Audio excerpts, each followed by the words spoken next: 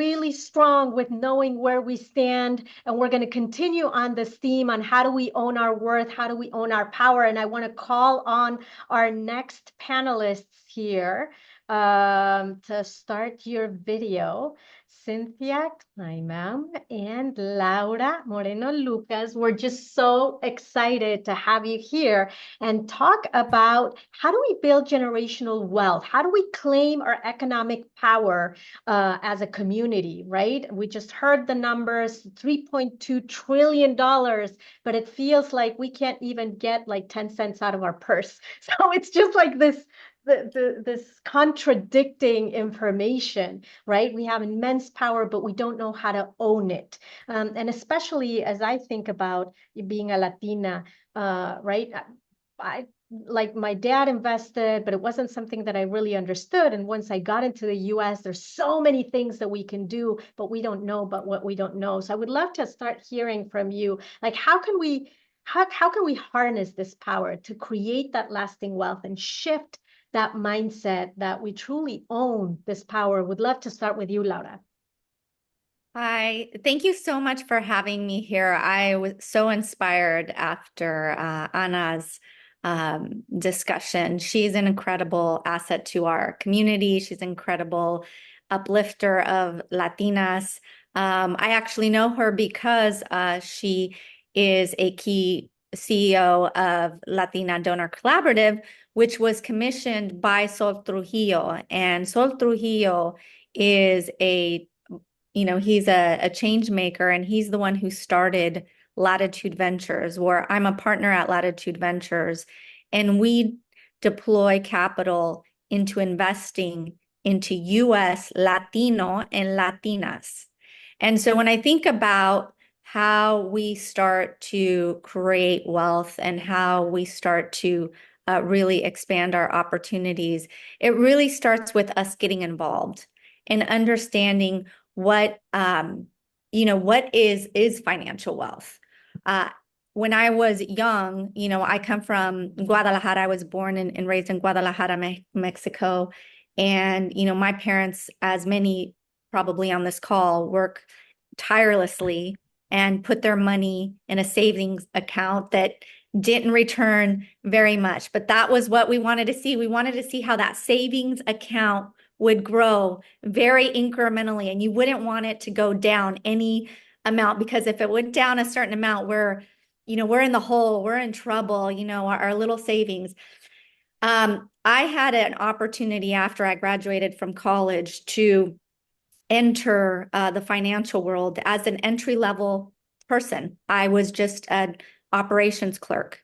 But what that did for me personally, it opened my eyes to what wealth was, because I saw millions and millions and millions of dollars flowing through what we call Wall Street.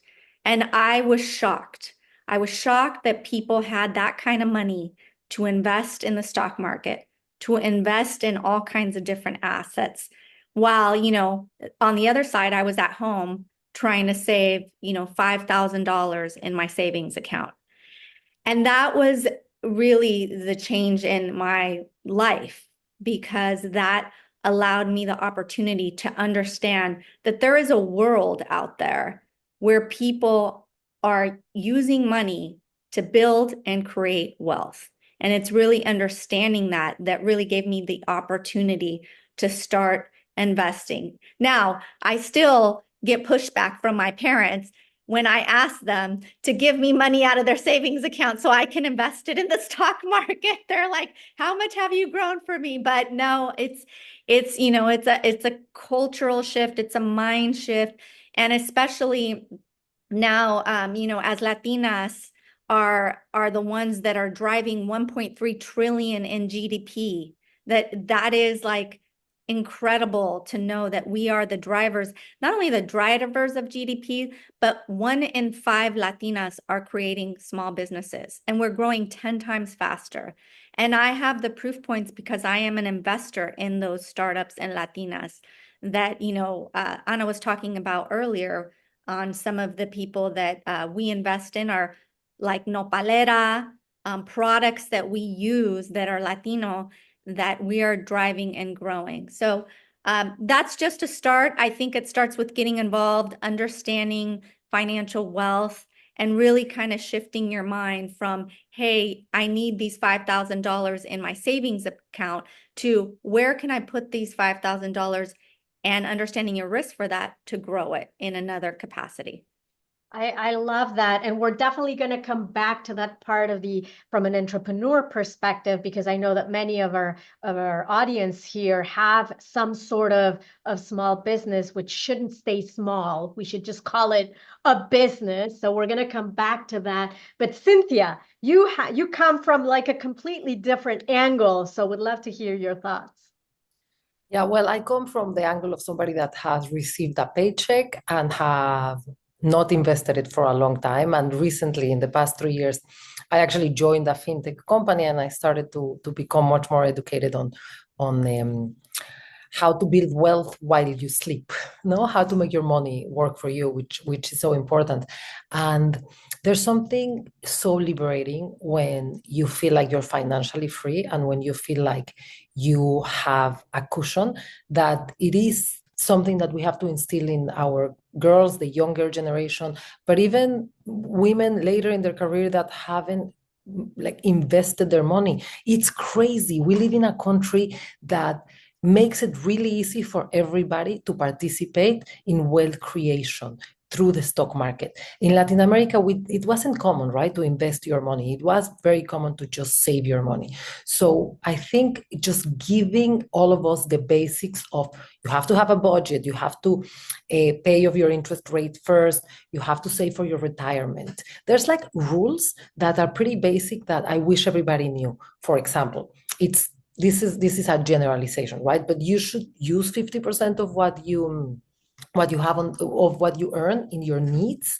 30% in your wants, and then 20% you're supposed to invest it.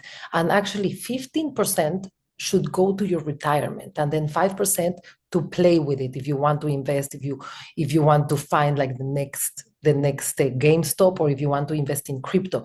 But I hear so many times people saying, oh, I'm going to invest in crypto. Well, and how is your emergency fund? I don't have one. Well, crypto shouldn't be your emergency fund. So we need our Latinas to understand these basic concepts. And luckily, I know like this is a little crazy to say it, but it is true. You can learn it on TikTok. You can learn it on social media if you find somebody trustworthy. There's a very good influencer. I'm going to find it while Laura speaks. I'm going to find her name and I'll put it in the chat, because you don't have to have a professional financial planner that is going to take like a cut for your investments. If you just have a little bit, you can start. There are apps like Acorns where if you save your change, people suddenly find themselves with tens of thousands of dollars of money that they would have spent, and it got automatically saved. Or there's apps for everything. So I'll just add some of these links for people to know what to do to start saving a little bit. And I just did a little calculation while we were doing this. If I had, with the day that I started working, I had saved $100 every month and I had put it in the stock market, just S&P 500, nothing crazy. I don't have to know where to invest. I would have $81,000 today. So there's like the compounding benefit of investing. It's like magic. Okay, that's it. I love a lot of the things that you said, and I know that we're going to come back to them. But I want to go to the fact that a lot of what you say starts with the fear of I'm going to lose it, right? Because you're talking about all of these things that, you can go into the apps, or you can, invest here or do this. But we hear also so many stories that go wrong, that I had this amount of money and suddenly like I don't have anything. And I know, Laura, you and I were talking about these fears, right? That especially as small business owners, we want to grow our business, but we still have that mentality of I'm not going to invest, or I'm not going to, like, literally lo que tengo abajo del colchón, right? Like the little things that I have is what I'm going to use. And therefore that limits us to be able to grow our businesses. And you were saying earlier, right? As small Latinas are building businesses 10 times faster than any other. But from what I've heard, and I don't have the numbers, you guys have the numbers, And I think we just lost Laura, and I was going to ask her the question. But anyways, Cynthia. Yes. While we get Laura back, you were talking about some apps and a Yes. way to invest. And I want to call on something that you said very importantly.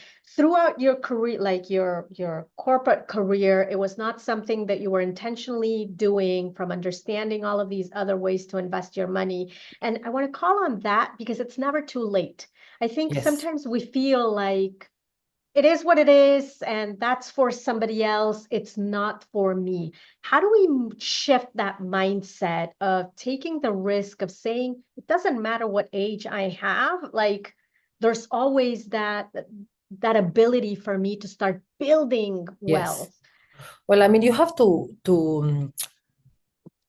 educate yourself. There's no shortcut for that. Not even like you can hire a personal finance advisor and they can steal from you. So you have to educate yourself. I'll also link here a book that I recommend people read, where it gives you all the actually a list of apps to use for what. And if you educate yourself, you're gonna be able to make better decisions. I would say also diversify. Like most of the horror stories that you hear are from people that put all of their money in one investment that is a risky investment. And I mean, it's if we have all these entrepreneurs and they're making money, I imagine they care about making money. So why not make your money work for you? If they understood that their money, instead of sitting in a savings account, could be generating much more if they were in a high yield savings account, or if they were in a more sophisticated, like in an index, I think they're going to be very happy to see that they don't have to work to make money. Sometimes your money can make money for you. Absolutely. Laura, you're back. Yeah. It happened. I apologize, but good thing. No, where you're here, you're here. I wanted to ask you, because you talked about, and many of our audience here I know that have their own small businesses and they're working hard. And you said it yourself, like as Latinas, we are growing businesses 10 times faster than any other group, which means that we have the grit, we have the resilience, we have what it takes. But still, many of these businesses don't even hit the six figure, right? They're doing less than that in a year, and that's not then helping to this. And a lot of it is from fear of investing, from fear or of making things like work from them from a wealth perspective, because again, we don't have that mindset. So what have you seen, and how do we overcome that fear? How do we bridge it so that we can then realize that we can grow our businesses, sky high? Yeah. No, thank you for that question. And just kind of piggyback on some of the comments earlier. So my background has been in the financial industry. As I mentioned to you guys earlier, I started on Wall Street. I left Wall Street in 2009 and started my own company called La Da Da.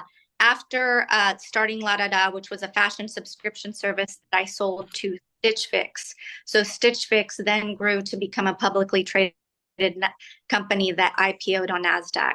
So when you think about that, for me, I am one of the few Latinas that was able to be in the financial industry, have a company, sell the company, see the company, then go on the public stock exchange. Ironically, I worked for NASDAQ over the last 5 years and took some of the largest companies public, from Zoom to Airbnb to Lyft.